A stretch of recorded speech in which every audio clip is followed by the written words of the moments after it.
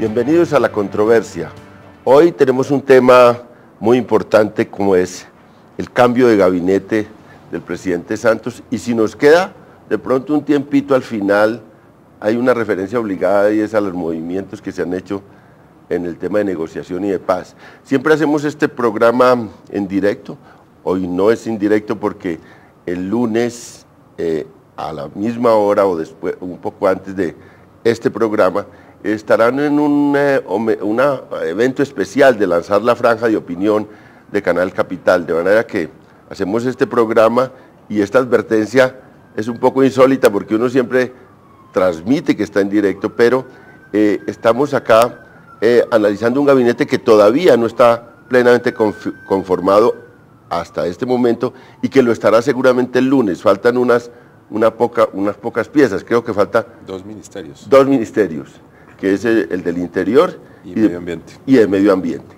Pero ya está el perfil de este gabinete de un segundo tiempo de Santos, y hoy tenemos unos invitados especiales para analizar un político que está en el corazón de las definiciones del presidente Santos, Guillermo Rivera, parlamentario liberal del Putumayo, representante a la Cámara, y tenemos a Salud Hernández, columnista del Tiempo y analista privilegiada de la política.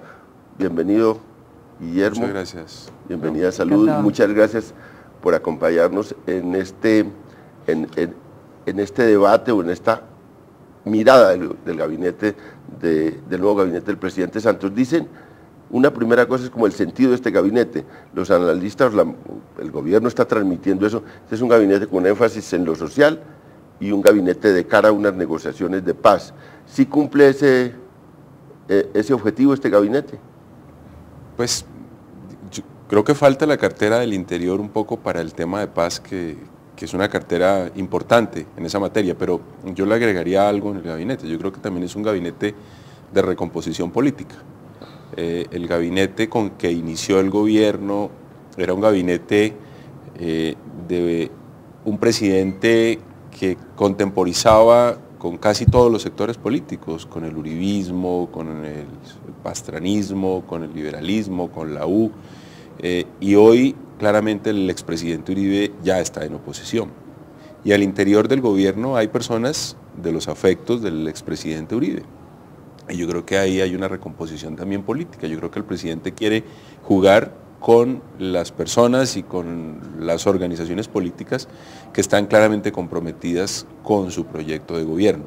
Y por supuesto a eso hay que agregarle ahora este enorme desafío que es el proceso de paz que está en ciernes con las FARC. Obviamente pues ya se acabaron los anuncios, ya no pueden seguirlos, no puede seguir siendo un gobierno de anuncios, tiene que ser un gobierno ya de ejecuciones. Luego todos esos elementos juegan en la conformación del nuevo gabinete. Bueno, entonces resumimos, con tinte social de cara a las negociaciones, ejecutor y de recomposición de las fuerzas políticas y del proyecto de unidad nacional. Serían esos 4 puntos. ¿Le suena eso? Sí, sí, además un gobierno que sea muy de él, es decir, ya no puede tener, eso tiene razón, congresista, no puede tener ningún uribista, digamos así, de renombre, pura sangre en su gobierno, porque la única voz discrepante, porque no la puede controlar, es el vicepresidente, y no la puede controlar porque le salió mal la jugada de mandarlo al exterior. Entonces, bueno, pues, pero todo lo demás tiene que ser un poco monolítico, un gobierno que sea primero ejecutor, porque esa es una de las grandes críticas, y segundo, totalmente que le respalde en todo lo que vaya a hacer a partir de ahora, es decir, que no haya ninguna voz discrepante de aquí al final, porque además en un año está ya en campaña para la reelección. Entonces, orientémonos a este análisis por esos puntos que hemos definido. ¿Quiénes marcarían, quiénes representarían en esto ese tinte social de este nuevo gabinete? ¿Qué ministros tienen esa característica? Bueno, a mí me parece que la decisión en salud es audaz. Alejandro Gaviria, entre otras cosas, creo que estuvo en Medellín en la reunión de Pido la Palabra, no tengo la certeza, pero... Él fue gestor de esa reunión. El que está detrás de esa reunión es Sergio Fajardo, o el principal que está, y este fue del equipo de Fajardo y es una persona ligada a Fajardo, pero que es parte de ese movimiento. Pero además, a través de sus columnas en El Espectador había sido, digamos, un crítico muy argumentado, por supuesto, del gobierno. Es una persona técnicamente muy competente, un economista muy respetado en el país. Y creo que ese es, desde el punto de vista político y técnico, es muy audaz. Pero yo calculo, y además así lo ha dicho el propio Alejandro Gaviria en sus primeras declaraciones, ha dicho cero politiquería en la política de salud pública del país, y así se lo hice saber al presidente. Seguramente fue uno de los temas que acordaron. Por lo tanto, me parece que esa es una decisión muy importante. Tiene que el ministro estar liberado de la clase política, y lo digo yo que soy político, en el sentido de poder liderar una auténtica transformación, porque el sistema de salud colapsó. Era de los más críticos en ese tema específico de la salud. Si hay un tema que le interese al ciudadano de a pie hoy, pues hay muchos, pero digamos, creo que el más importante hoy es el de la salud. Y si se puede transformar el sistema, si se lo puede realmente hacer no solamente en las cifras de ampliación de cobertura. Yo era muy crítico del gobierno anterior porque era reiterativo en decir que nos estábamos aproximando a la cobertura universal, pero resulta que la calidad de la prestación del servicio, el acceso real del ciudadano al servicio de salud es absolutamente precario en este país. Luego, si ahí hay una transformación, me parece que en términos de ejecutoria eso va a ser muy importante. Y creo que en transporte también apostó por una persona que tiene, digamos, experiencia técnica para la ejecución. Lo que la gente está reclamando en la provincia es la ejecución, y ese es un tema también muy sensible para la competitividad, para el crecimiento de la economía. Yo creo que ahí se aplica ese... Hablas de Cecilia Álvarez. De Cecilia Álvarez, sí, se aplica la frase esa popular de que obras son amores y no buenas razones. Luego, si hay ejecución... Peñalosa era un rezago del gobierno de Uribe en este gobierno, y un rezago bastante complicado según las denuncias que se han hecho. Ocurrió. Pero déjame añadir una cosa de Alejandro Gaviria que a mí me parece también inteligente. Es que aparte de todo, es decir, es una persona a la que los columnistas que normalmente son críticos con el anterior gobierno, que son santistas, pero que han empezado también algunas veces a darle palo a este gobierno, adoran a Gaviria, es decir, lo respetan. Adoran es mucho decir, digamos, lo respetan mucho. Es decir, que también coge una persona que primero está respetado en la academia, pero está muy respetado por los columnistas que hacen opinión en este país. Entonces también es tener una figura que difícilmente le va a dar palo. Así tiene que embarrarla mucho para que le dé un palo a Alejandro Gaviria, y encima se coge a un hombre fuerte de lo que tú estabas diciendo, a un hombre fuerte de Sergio Fajardo. Me parece una jugada maestra. Bueno, sigamos por ese tema de salud.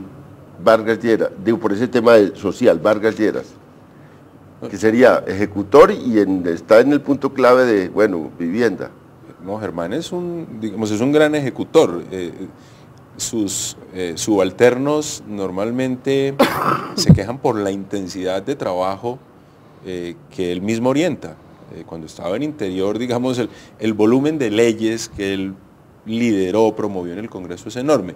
Ahora, lo que hay que lograr es que ese volumen, antes de leyes, ahora se convierta en un volumen de soluciones de vivienda para muchos colombianos. Y creo que Germán, digamos, tiene un espíritu, digamos, de intensidad en el trabajo, de metas, de propósitos, y además está jugando su futuro. Eso, digamos, es un hombre que tiene una proyección hacia futuro, y él sabe que en gran medida su futuro depende de las ejecutorias que él logre materializar como ministro. Ahora es más fácil hacer leyes que viviendas, creo, ¿o qué?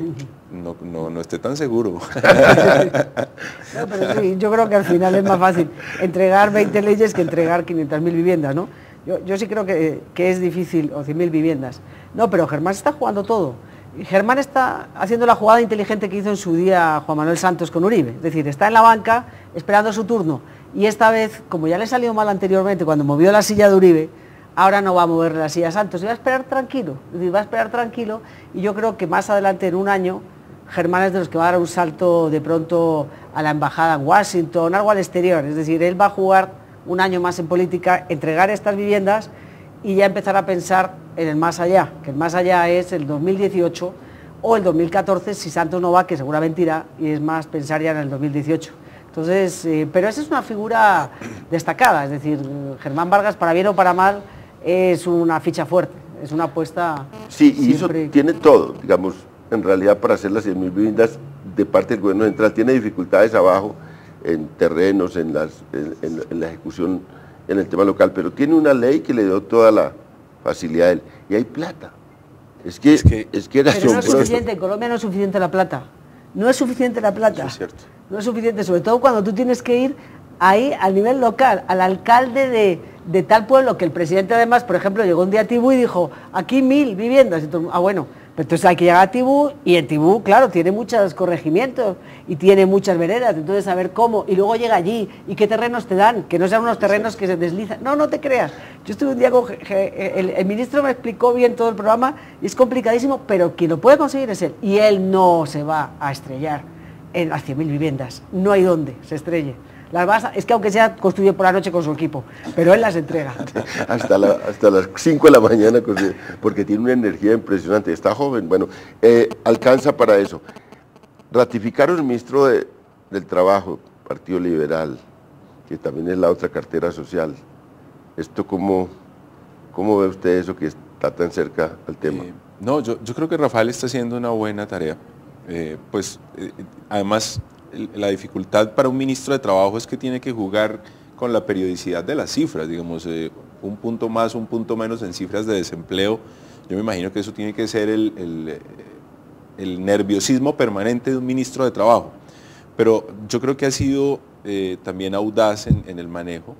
Fíjese usted que el año pasado pues hubo, después de varios años, consenso frente al establecimiento del salario mínimo. Creo que ha tenido una buena relación con los sectores sindicales, pero obviamente se va a jugar, digámoslo así, su pellejo político con la reforma pensional que se ha anunciado. La manera como se presente esa reforma, como se pueda discutir, pues va a ser un tema realmente muy sensible. Y ahí va, digamos, el papel que está jugando el vicepresidente es un poco preocupante, porque si él sigue haciendo esos ruidos, y yo incluso diría que un poco la desinformación, porque es que lo que dijo la semana pasada no corresponde a la realidad. Cuando el ministro nos presentó su iniciativa, no es lo que dijo el vicepresidente en la reunión con los pensionados, es algo distinto. Luego ahí tiene, digamos, un problema el gobierno, y en particular el ministro Pardo, pero yo creo que lo va a sortear bien, y creo que en medio de un ministerio que, digamos, no es tan popular, es mucho más popular hacer casas que ser ministro de Trabajo, pero en medio de eso creo que lo está haciendo bien. Y vi la última encuesta, vi que después de Germán Vargas Lleras, el ministro, en un listado de personajes públicos, no necesariamente ministros, después de Germán Vargas Lleras, de los ministros, el que tiene imagen más favorable es Rafael Pardo. Ahora es que lo de Angelino en la Galup, sí, la que salió la semana pasada. Lo de Angelino es como un látigo en el tema social para todos, porque sí, se mete en salud, se mete en el tema, como conoce el tema. Como... Pues por eso lo quería mandar para el exterior, ¿entiendes? Por eso lo quería mandar a la FAO, era, ¿no? Perdón, a la OIT. A la OIT, perdón, a Ginebra, a la OIT, obviamente. No, pero yo creo que Rafael Pardo era un ministro seguro, porque es que tú no puedes darle una bofetada. Por un lado le estás coqueteando al liberalismo, y por otro lado vas a sacar al líder del liberalismo en ese momento, es decir, no podías. Ese es un ministerio que no podía tocar. Alcanzó a sonar para ministro del Interior, ¿no? A mí me hubiese gustado mucho para ministro del Interior, porque entre otras cosas Rafael tiene una experiencia valiosísima en negociaciones de paz. Él fue la persona que negoció la paz con el M-19. Pero yo creo que debe tener otra persona en mente, por eso no le puso y les deja a los liberales. Es un ministerio que además, yo en eso discrepo un poco, creo que es un ministerio que no sabemos muy bien qué hace. Porque por un lado tiene a Angelino dándole palo todo el tiempo, que parece que es como la persona para tratar con los sindicatos y con esos problemas sociales. Y ahora le nombra a Lucho Garzón. Entonces yo no sé, Rafael Pardo se queda en un terreno, como en un limbo que no sabe muy bien, ¿sabes? Son aguas que por un lado todo el mundo se te cruza y tampoco tiene claro qué función tiene. Es decir, porque tú, ministro de Trabajo, te echan en cara que haya desempleo, pero tú no tienes ninguna competencia sobre la política económica, con lo cual no sé muy bien qué es ese ministerio. Es decir, yo creo que le dieron como una cosa ahí que... Y lidia como puede con eso, y encima ahora con Lucho. No, tenía una función, y Lucho tiene protagonismo. Tenía una función clave. En el acuerdo sobre el TLC con Estados Unidos había una cosa muy fuerte de reforma laboral, realmente. Y realmente esa era la tarea, digamos, de Pardo. Adecuar, digamos, la vida laboral o la negociación laboral y todo el esquema laboral a los tratados del TLC. Sí, que los sindicatos gringos no chillaran más de la cuenta. Sí. Sí, bien. Eso era fuerte porque es... Sí, ese es un tema fuerte y él también tiene otros retos importantes, por ejemplo el de acabar, que tiene que ver mucho con salud, el de acabar las cooperativas de trabajo asociado, los que se han vuelto un mecanismo de tercerización. Que era el acuerdo del de la TLC, Sí. El acuerdo que hicieron con Obama era ese, cooperativas, formalizar empleo, Pero en las fin. cooperativas era clave, tienes tu razón. Pero ¿por qué tiene tan poco protagonismo? Porque él no tiene mucho protagonismo, igual que Germán Vargas sí utilizó, sí consiguió protagonismo, ¿por qué no lo tiene? Yo creo que depende de las iniciativas que esté liderando. Ahora que empiece a tramitarse la reforma pensional va a tener un protagonismo enorme, porque ese es un tema de muchísimo interés para los colombianos de a pie y seguramente los medios de comunicación van a estar muy atentos al desenlace de esas discusiones. Pero digamos hay temas que no son muy protagónicos, pero que interesan mucho también a la gente, el tema de las cooperativas. Lo digo yo porque mi esposa es médico y digamos tengo una relación ahí con el mundo de los médicos y ellos viven en un lamento permanente por la manera en que los vinculan laboralmente, a través de cooperativas de trabajo asociado en unas condiciones muy, muy difíciles. Pero vamos, yo creo que de todas maneras también, León, darle a los liberales el ministerio, porque tú le puedes dar a un liberal de esos difusos, porque aquí liberal es medio país político liberal. Entonces tú le das el Ministerio de Interior a un liberal difuso y no parece que le estás dando el ministerio tan importante como es el Ministerio de Interior a quien fue líder del liberalismo contra la U. Claro. Es decir, es que sería una bofetada a la U. Sería una bofetada enorme. Entonces yo creo que tú no puedes quitarle el Ministerio de Trabajo, porque también sería una bofetada al liberalismo, quitar a Rafael Pardo, pero tampoco les puedes dar ese regalo, porque es que la U diría, bueno, ya de qué vamos. ¿Todavía más? Veamos el tema Lucho Garzón. Eso es una como... ¿Cuál es lo que busca el presidente Santos con eso? No, porque es un cargo nuevo, le ha dado mucho bombo y bueno, es para el diálogo social, dice. Pero sabe que en eso yo sí creo tener casi que la explicación de la fuente original y lo puedo revelar ahora porque ya lo anunció el presidente y seguramente en muy poco tiempo se va a posesionar. Hace un mes, conversando con el presidente, yo le sugería un poco en los términos de su columna, profundizar la agenda y profundizarla en términos de generar movilización social alrededor de sus principales políticas, en especial la de víctimas y restitución de tierras. Un poco hacer al estilo Carlos Lleras Restrepo con la NUC, promover una gran organización de víctimas y de personas despojadas, y replicar lo que se hizo en Necoclí en el mes de febrero por todo el país y crear como una base social en favor de esas políticas. Y en esa ocasión el presidente me pidió discreción, que ahora ya no estoy obligado a tenerla porque ya es público, pero me expresó que desde ese momento él estaba pensando en invitar a Luis Eduardo Garzón a hacer esa tarea, a liderar esa tarea. Luego creo que eso es lo que él va a hacer, a convertirse en un agente del gobierno para promover una gran movilización social por todo el país en favor de esa política y yo creo que ahora en favor del proceso de paz. Pues por esa columna me he ganado yo el mote de ideólogo del régimen de los uribistas, porque está haciendo cosas que yo dije en esa columna. Sí, no, yo creo que, vamos, no sabía eso, pero no me extraña nada, yo creo que va en esa línea. El presidente necesita base social, es decir, él necesita pueblo, meterle pueblo a su gobierno.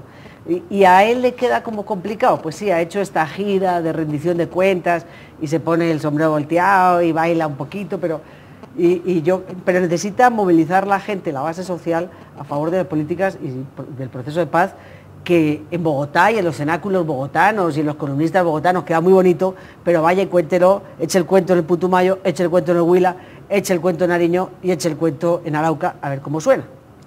Y Lucho, si es ahí popular, porque ese tiene un entronque con el movimiento social grande, pues una historia. Yo creo que tiene el feeling para eso, ¿no? Pero vamos a ver con Angelino, ¿no? Vamos a ver con Angelino porque eso va a ser...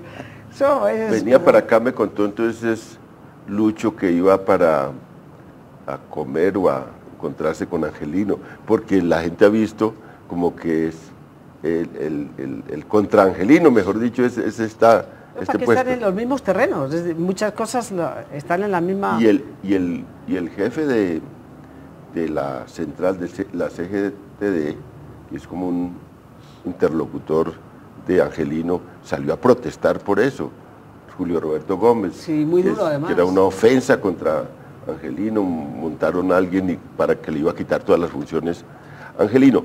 Lo que pasa es que yo sí creo que Angelino ahora tiene más voz, pero va a tener muy poca movilidad para irse a... Es que le quedan meses todavía de recuperación, ¿no? Para irse a trabajar con la gente y a la reunión en Urabá, la de tal parte, eso no va a ser posible. Pues yo creo que su mujer esta vez sí le va a atar a la silla, porque es que si se mueve, pues es que la recuperación es que no ha tenido cualquier cosa y además se le nota su aspecto físico que está todavía mal, es decir, está en recuperación, necesita unos meses, como dices, y eso le quita, y eso le da campo a Lucho, que desde luego no va a perder la ocasión, sí. Y de eso no lo va a perder.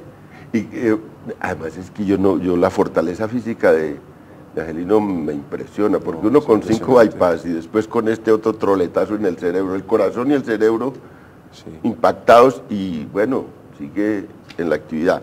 Pero bueno, este es como un área social. El tema de paz, todavía eso está muy, digamos, muy poco claro. ¿Quién va a ser el que va a encabezar ese proceso de paz?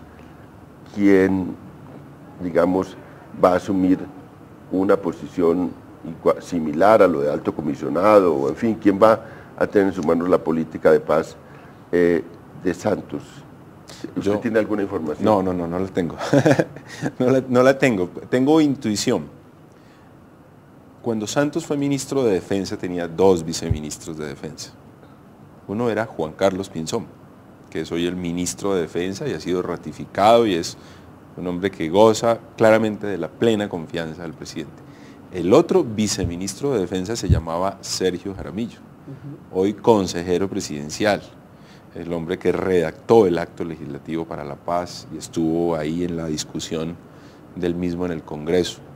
Por eso mi intuición me indica que la persona que goza de la mayor confianza para ese proceso es Sergio Jaramillo.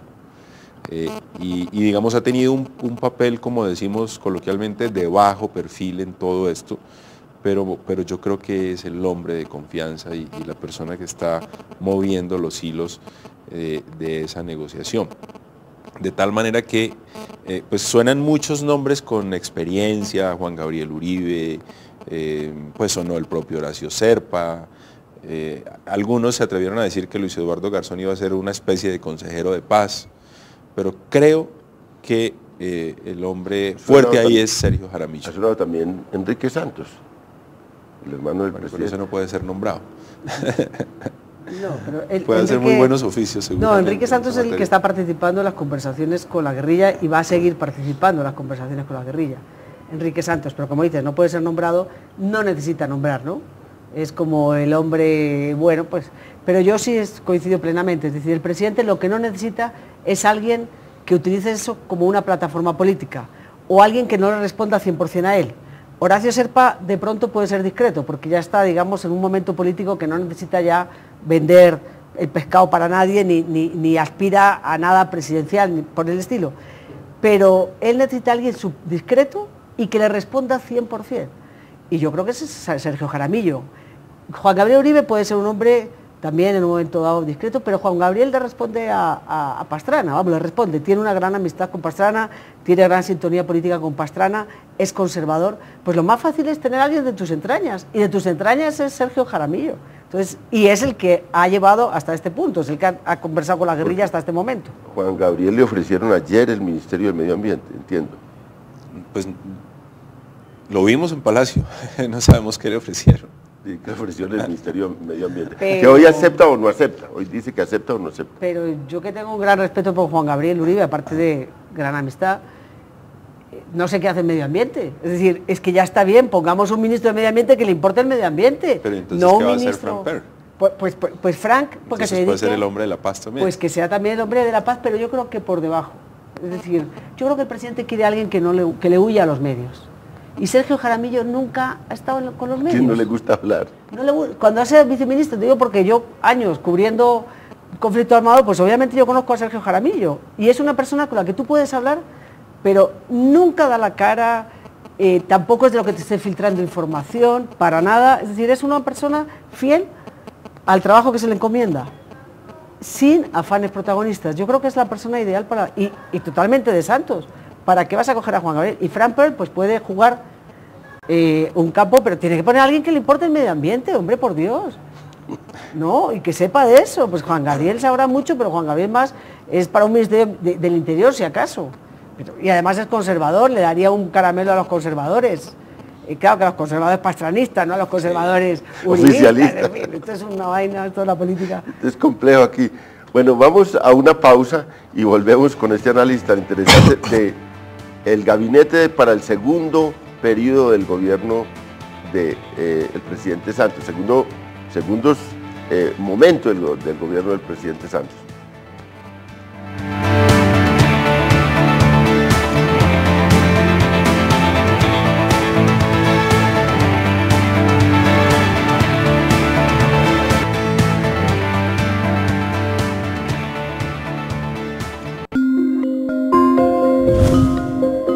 Ya regresa el análisis en La Controversia.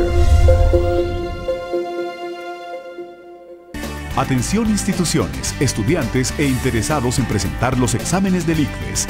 No podrán ingresar al sitio de aplicación elementos no autorizados como celulares, aparatos electrónicos, impresos o escritos, maletines, etc. Solo podrán ingresar al sitio de aplicación documento de identidad válido, lápiz de mina negra número 2, borrador y tajalápiz. Evite sanciones y anulaciones. Más información en www.icfes.gov.co. ICFES, mejor saber. El cine colombiano anda sobre ruedas y está de viaje por todo el país. Súbete a este recorrido y disfruta totalmente gratis de películas, cortos y documentales nacionales en distintos municipios del país. Colombia de Película pone a rodar el cine nacional. Para mayor información ingresa en www.mincultura.gov.co.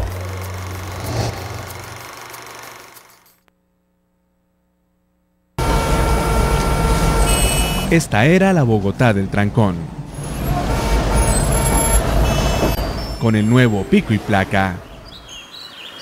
Esta es la nueva Bogotá. Menos aire contaminado, más salud, más vida.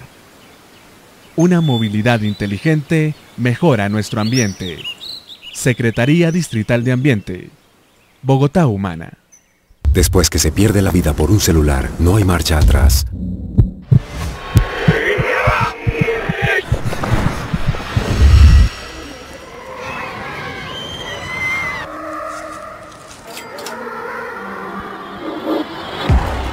No financie, no compre ni venda celulares robados. Detener el comercio ilegal de celulares también es su responsabilidad.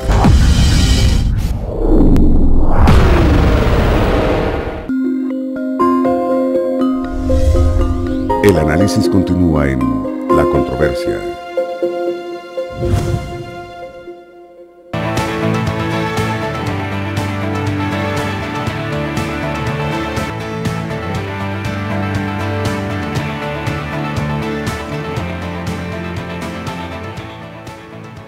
Estamos en La Controversia, Canal Capital, Televisión Más Humana, haciendo estos programas de opinión sobre temas vitales para el país. Ahora estamos analizando este gabinete, este nuevo gabinete del presidente Santos, y vamos al pulso político para ver opiniones antes de que se conforme todo el gabinete, con lo que hay hasta este momento, opiniones sobre el gabinete del presidente Santos en el pulso político.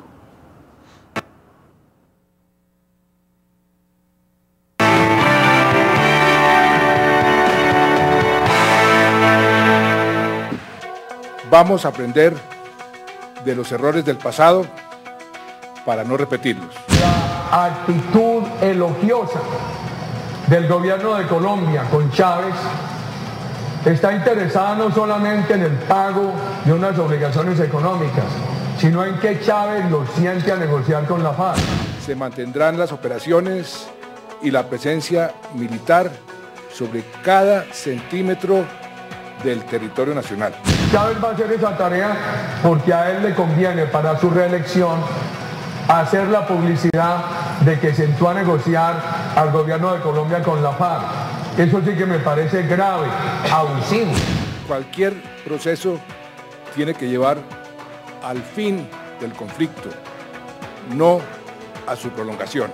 La posibilidad de que el gobierno nacional busque abrir una puerta para iniciar un eventual diálogo con la guerrilla de las FARC crece en el ambiente. En la controversia, las principales organizaciones de la sociedad civil colombiana, ONGs y sectores políticos opinaron al respecto. Aquí lo que hay es un ejercicio de musculatura. El gobierno y el presidente también lo ha anunciado, sigue con los operativos militares y persiguiendo a la guerrilla. Y la guerrilla a su vez sigue haciendo este tipo de situaciones que por supuesto en ambos casos enrarece el ambiente y da la sensación de que lo que está predominando hoy es la guerra. Señor presidente Santos, si la opción de explorar un camino de una negociación seria está en Cuba, vaya a Cuba, siéntese en Cuba. Si las condiciones están dadas, cuéntenos y hagamos el proceso de paz. Mientras tanto, sigamos combatiendo a la FARC, sigamos combatiendo al ELN. De nada sirven buscar unos diálogos dentro ni fuera del país, porque lo que hay que buscar y hay que primero mostrar es el verdadero ejemplo de que se quiere trabajar mancomunadamente o conjuntamente en buscar y consolidar la verdadera paz que necesita ese país. Las condiciones las crean los seres humanos que están al frente de posiciones de mando, tanto en el lado de la guerrilla como en el lado del poder del Estado. Necesitamos protección jurídica, poder militar y una legislación apropiada. Con legislación de paz no podemos dar resultados. Todo está en beneficio de los terroristas. El papel de los militares en una democracia es obedecer. Y el papel del presidente es darle a los militares las órdenes que sean necesarias para que ellos entren dentro del engranaje de un proceso de reconciliación. Creo que las condiciones de negociación no están dadas, o sea, creo que se necesita un timonazo bien importante tanto en la perspectiva del gobierno como también en la perspectiva de las FARC para que no vuelva a suceder la frustración del pasado. La guerra todavía está vigente, si precisamente estos esfuerzos es para acabar la guerra, pero si uno pone como requisito para acabar la guerra que no haya guerra, ¿para qué hace la paz? Ya estaría hecho.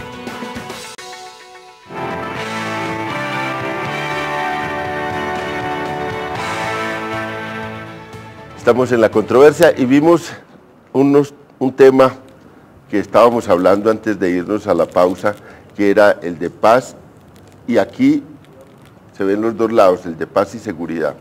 Y terminamos diciendo que la persona que se intuye acá que va a ser el que lleve las riendas del tema de paz es el consejero Jaramillo, Sergio Jaramillo, consejero de seguridad. Van a estar muy ligados. Y vamos a hablar de eso, la ratificación de Pinzón, este tema de paz en función de este segundo tiempo del gobierno Santos. A mí, personalmente, debo confesarlo, me parecía en un principio que el ministro de Defensa tenía dificultades grandes para comunicar seguridad, confianza a la ciudadanía.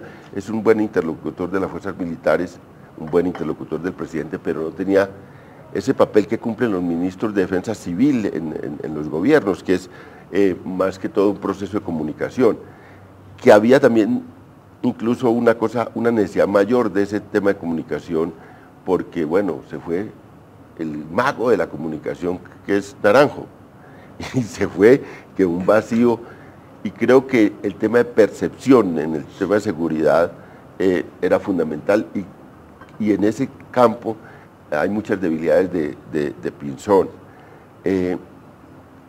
Pero quizás ahora que el tema, la agenda se la va a tomar el tema de paz, no sea tan, o sea, no sé si era tan necesario un ministro con comunicación, un ministro de defensa con comunicación con el país, o quizás lo sea mayor. Para analizar ese punto, ¿qué opiniones? Yo creo que va a ser muy relevante Pinzón, porque hasta tanto no haya un acuerdo de cese al fuego, la guerrilla seguramente va a seguir actuando, pues por supuesto que no nos gusta. Ojalá que mañana dijeran no vamos a disparar un tiro más, no vamos a poner una mina más, pero hasta tanto ese acuerdo no exista, seguramente lo van a seguir haciendo. Y es bien importante que el ministro de Defensa le dé confianza a los colombianos en el sentido de que la fuerza pública va a estar actuando y no va a entregar ni un centímetro del territorio nacional y va a seguir desarrollando las operaciones. Luego creo que la comunicación del ministro de Defensa va a ser muy importante y creo que están justamente pensando en eso. Yo le oí al ministro, no sé si fue en el Congreso o en una emisora, y señaló que un buen número de suboficiales y oficiales que están haciendo cursos de ascenso van a ser suspendidos o acelerados esos cursos de tal manera que la fuerza pública cuente con más o menos 1000 hombres, es decir, van a ser 1000 hombres más, además, digamos, de jerarquía, porque son suboficiales y oficiales en terreno. Luego creo que hay una disposición, una instrucción seguramente presidencial, de tener mucha presencia de la fuerza pública en la zona y de darle tranquilidad y confianza a los colombianos. A mí me parece que eso es fundamental para que este proceso tenga éxito. Y, por supuesto, por el otro lado, o como diría el expresidente Samper en la entrevista que acabo de ver en Granados, pues los que están llevando los hilos de la paz también, seguramente en la medida que haya avances, comunicándole a los colombianos lo que va ocurriendo. Por esa razón creo que van a ser dos misiones que van a estar interrelacionadas, conectadas y que son muy importantes para que esto salga bien. ¿Cómo ves esto de ratificación de Pinzón? Pues yo creo lo mismo, es decir, pienso, Pinzón es otro, ese sí que es más todavía de las entrañas de Santos. Él necesita un ministro que tenga interlocución con los generales y con los coroneles y con los mayores y con toda la tropa, porque claro, tú estar hablando con esta guerrilla a la que tienes que transportar del monte en algunos casos hasta La Habana, hasta Oslo, verlos salir en un avión o saber que salen en un avión, porque no lo vas a ver, porque se supone que esto va a ser un proceso discreto, que están negociando y al mismo tiempo tú en el monte dejándote las piernas, necesitas una interlocución buena con los militares, convencerles. Yo creo que para el presidente es más importante en este momento de cara a la paz el saber que va a haber un ministro que va a apaciguar a los militares y a la policía, que un ministro que tenga esa fuerza de comunicación, que de todas maneras tampoco es un ministro, yo creo que no genera esa confianza que generan otros, pero bueno, pero más o menos cumple el papel, la gente sabe que los militares están contentos con él, pero yo creo que necesitas a alguien que al interior controle. No he entendido bien esa decisión que ha tomado el gobierno de interrumpir, es interrumpir los cursos de ascenso y mandarlos a todos a cumplir funciones, misiones. Es decir, eso para ellos es una bofetada, porque tú estás en un curso de ascenso, pues obviamente para ascender, como es lógico, pues su nombre indica, y de pronto te lo interrumpen y te mandan a cumplir funciones. ¿Qué significa? ¿Que van a congelar los ascensos en un momento dado? Es un mensaje a la ciudadanía, pero un mensaje que ha quedado como difuminado, yo creo que al interior, no sé, todavía no he hablado con militares para saber cómo se han tomado eso. Pero yo creo que esto es porque necesita un ministro absolutamente de él, porque va a empezar a haber descontentos. Y que tenga buena interlocución con la tropa y con los militares, vamos. Y yo creo que este ministro tiene buena interlocución, más que con la tropa, con la jerarquía militar. Ahora, los procesos realmente de paz traen, sí, muchas roces entre los civiles y los militares, entre el presidente y los militares. Y sí es un papel muy importante que puede cumplir ahí Pinzón en esta relación. Es que tú cómo te estás... es que esto no es con balas de goma, es que esto no es de broma, es que esos son 300, 400 militares que todos los años se dejan las piernas, o los brazos, o la vista, aparte de los que mueren. Aparte de los que mueren todo el día. ¿Y tú cómo vas a... vaya y conquiste ese cerro, que te están disparando, vaya y conquiste el cerro, mientras tú sabes, ese día por la mañana se escuchó en la radio, que están en Oslo divinamente negociando. Entonces, eso es muy complicado para la gente y para la tropa. Ahora, esas son dos tareas que van a ser muy difíciles de llevar, porque en todo caso, este proceso sí tiene que ser un proceso más rápido. Tiene que llegar a un nivel de, digamos, desescalar la confrontación rápido. Porque si este proceso llega a elecciones, paz, negociaciones de paz y al mismo tiempo una escalada de confrontaciones, esto no aguanta. Pero sabe que yo un poco, pues no lo sé, pero especulando, creo que están pensando en hacer un proceso muy rápido para desescalar el conflicto muy rápido y para que, creo yo, haya un acuerdo de cese al fuego, porque si van a interrumpir los cursos de ascenso y quieren, digamos, llenar de tropa el territorio nacional y garantizar que todos los efectivos estén en terreno, yo creo que no les pueden pensar en suspenderles sus cursos 2, 3 años. Están pensando en un asunto de meses, de máximo un año, para retornarlos a sus cursos de ascenso. Digamos, es la meta que creo tiene el gobierno. Pero es una meta muy arriesgada porque estamos pensando, por un lado, suspenden los cursos de ascenso, por otro lado, están todo el día prometiendo nuevos batallones. Y para que la gente sepa, si usted incorpora 1000 soldados, usted necesita suboficiales, y necesita oficiales. Es decir, yo no entiendo esa ecuación, esa medida no la entendí.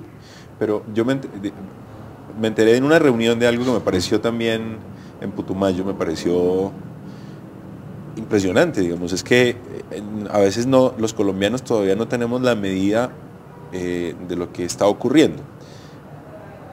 En una reunión pues abierta me supe que la tropa en Putumayo solamente está dando la posibilidad de cuidar la infraestructura petrolera.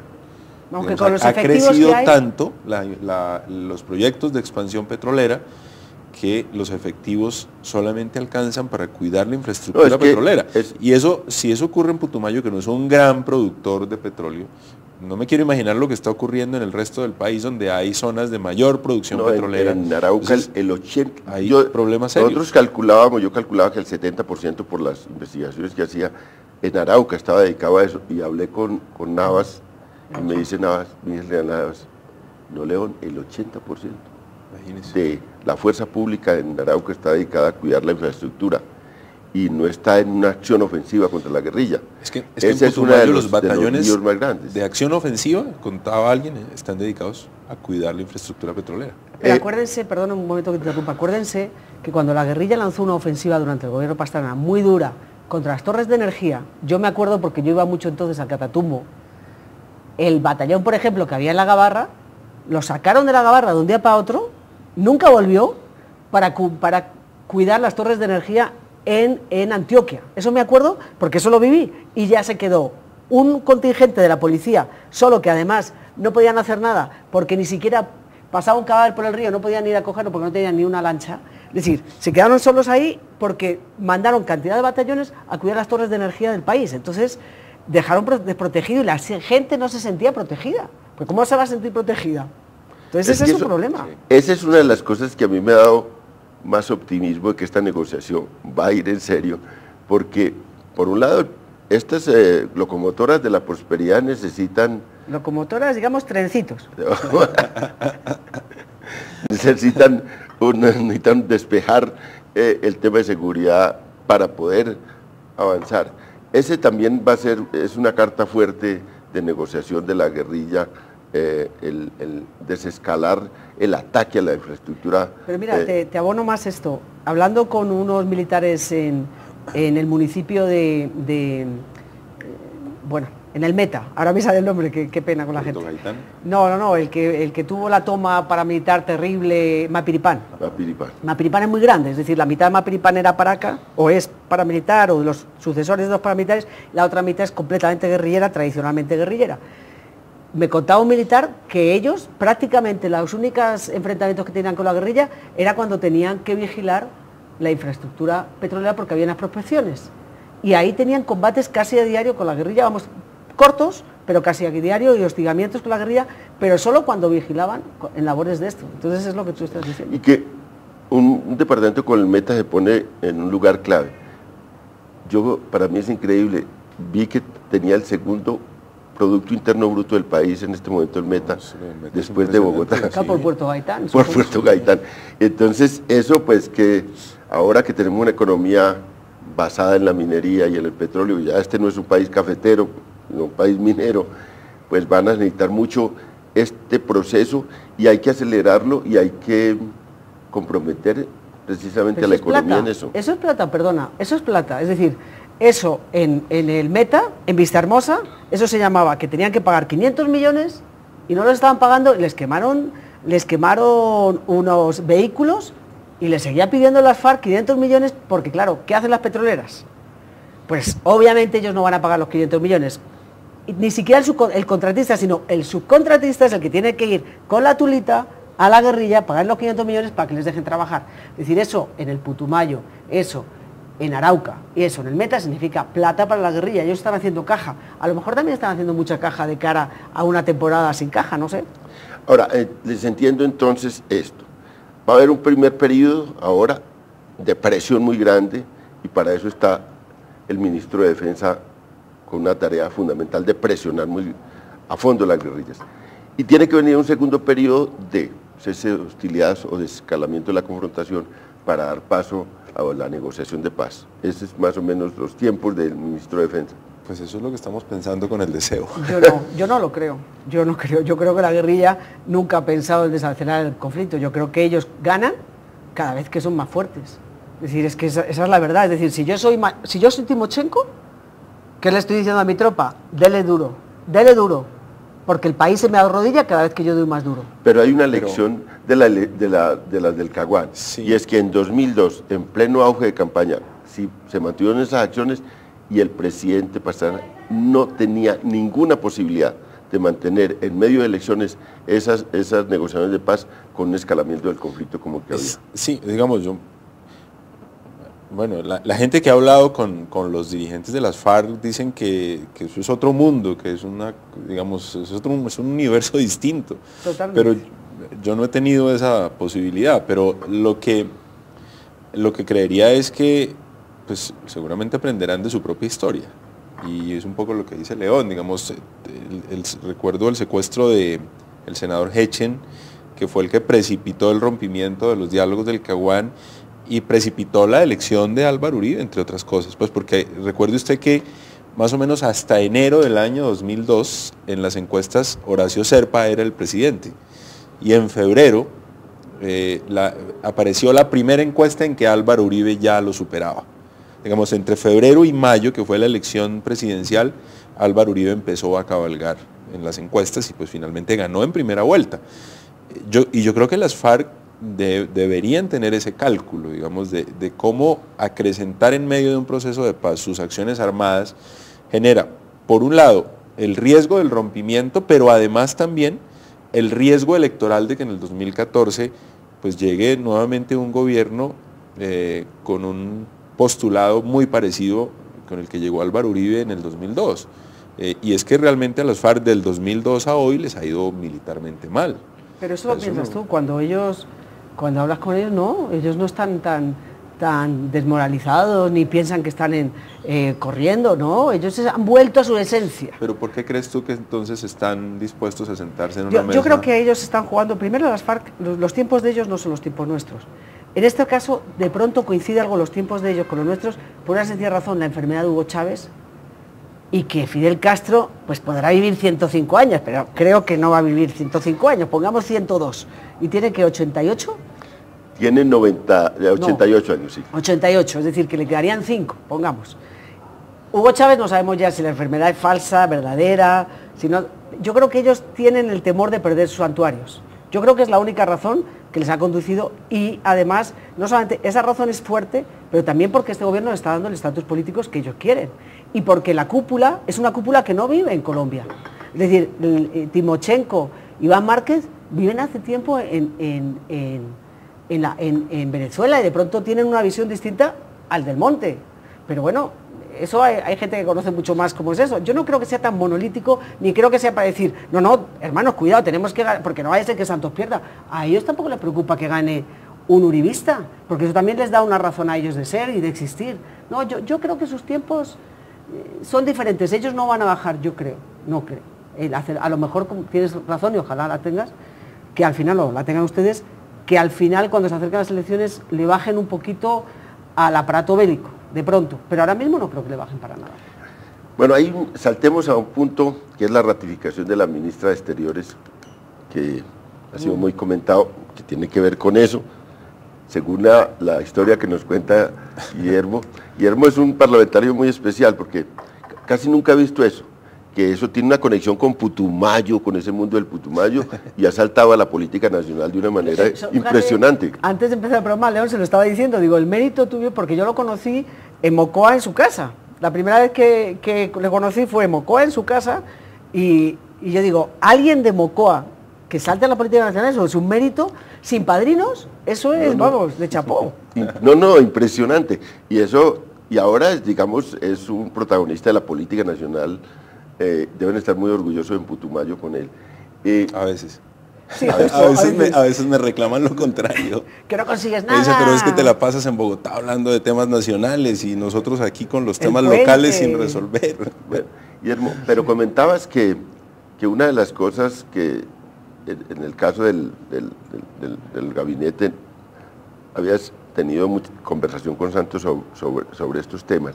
Ministra de Exteriores, y su papel, decía Santos, fue arreglar el entorno regional en favor de esta negociación de paz, que todo estaba en función de eso. ¿Cómo la ratificación va en esa línea? ¿Cómo es eso? Sí, no, yo antes era, digamos, materia de especulación la agenda de paz de Santos, pero me parece que los hechos la están confirmando plenamente. Y creo que yo no sé si desde que Santos fue elegido, desde que se posesionó, pero el curso de los acontecimientos en varios frentes indican que él tenía en su mente, en su propósito, llegar a un acercamiento con las FARC y ojalá lograr la paz. Porque entonces son varias cosas. El encuentro en la Quinta de San Pedro Alejandrino, 2 o 3 semanas después de que se posesionó el presidente Santos, el encuentro con Chávez. No, algo así, eso fue inmediato. Es más, lo anunció el día de su posesión. Yo recuerdo en la Plaza de Bolívar, en su discurso, que iba a buscar una recomposición de las relaciones con Chávez a través del diálogo.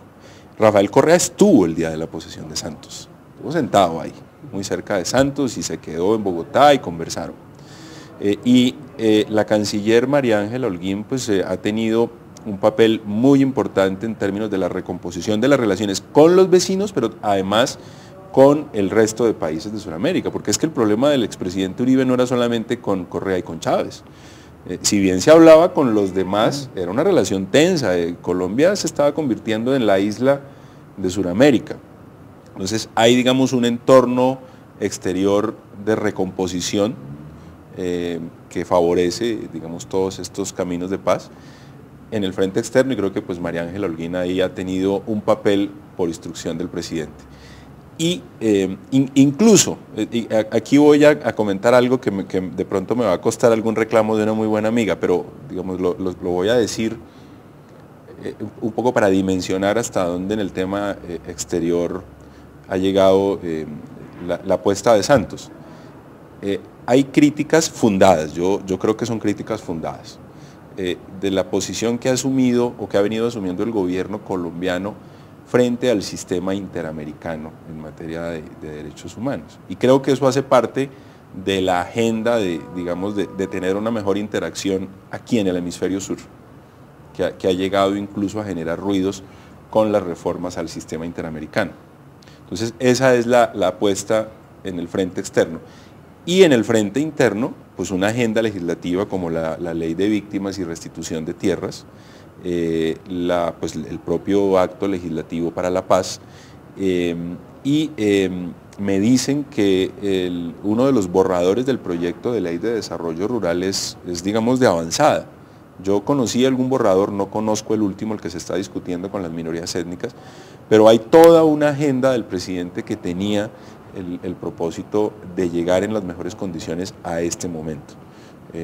Recuerde usted, es más, algo que nos sorprendió a todos, cuando discutíamos la Ley de Víctimas y Restitución de Tierras, que empezó por la Cámara, la expresión conflicto armado no estaba ni en el borrador, ni en el primer texto que se radicó, ni nunca lo discutimos. La discusión básica de quiénes eran víctimas era quienes hayan sido violentados en sus derechos humanos, que hagan parte de las normas internacionales de derechos humanos y de infracciones al derecho internacional humanitario. Cuando el texto llega al Senado, y Juan Fernando Cristo podrá corroborar lo que estoy diciendo, él recibió una llamada del propio presidente de la República y le dijo: le tengo una sorpresa, reunámonos, en fin, y se reunieron. Y dijo: mire, yo quiero que en el texto de la Ley de Víctimas quede expresa la palabra conflicto armado. Entonces creo que son toda una serie de pasos para llegar a este momento que ojalá salga bien. Una última opinión, saludos sobre la ministra. Sí, yo creo que han sido además los primeros en correr, por ejemplo, a apoyar, a respaldar a Correa, a respaldar cualquier cosa de de Chávez. No es gratuito cuando dijo que el que garantizaba la estabilidad en la región era Hugo Chávez.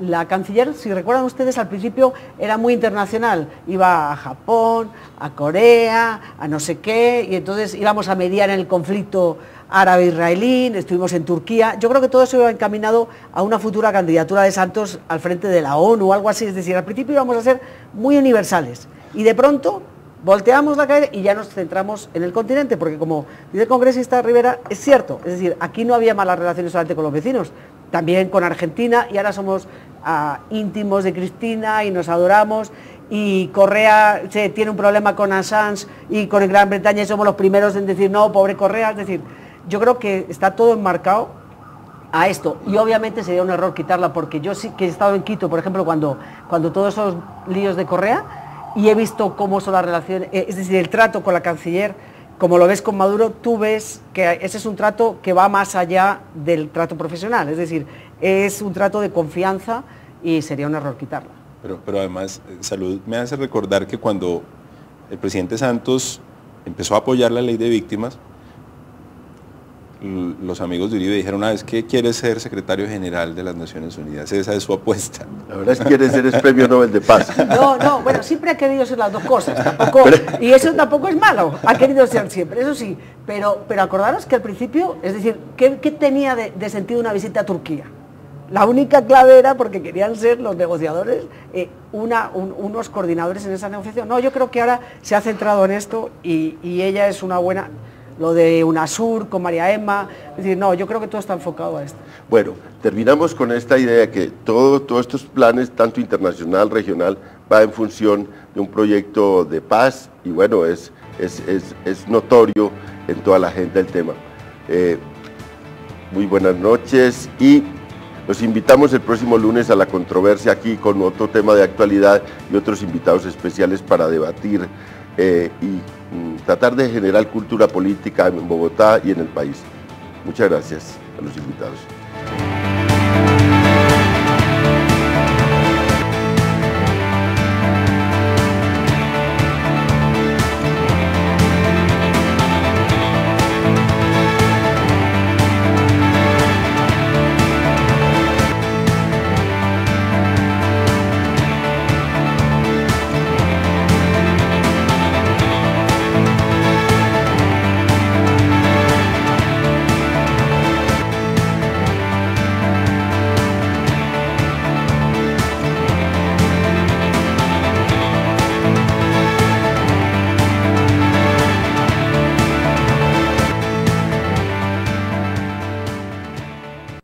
siguiente programa es para todas las edades. No contiene escenas de sexo o violencia. Clasificación familiar.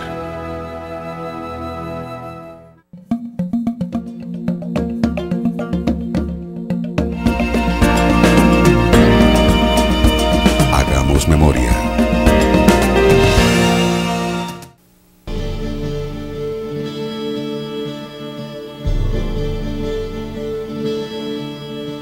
De nuestros territorios no nos vamos. Si nos van a matar, pues que nos maten, bueno, a todos, pero nosotros de aquí no nos vamos. Cuando se presentan combates entre el ejército colombiano y la guerrilla de las FARC, los indios nazas se rehúsan a abandonar sus territorios ancestrales. Tanto que durante las hostilidades ellos se refugian en sus albergues temporales, cubriéndose con banderas blancas. La Guardia Indígena, compuesta por voluntarios de todas las edades, protegen a los nazas de los grupos armados. Las únicas armas de la Guardia Indígena son el diálogo, su nombre y sus bastones, símbolos de autoridad. 16 de marzo de 2008, Lurbe Escue, Guardia Indígena Nasa, muere por un tiro de mortero de las FARC.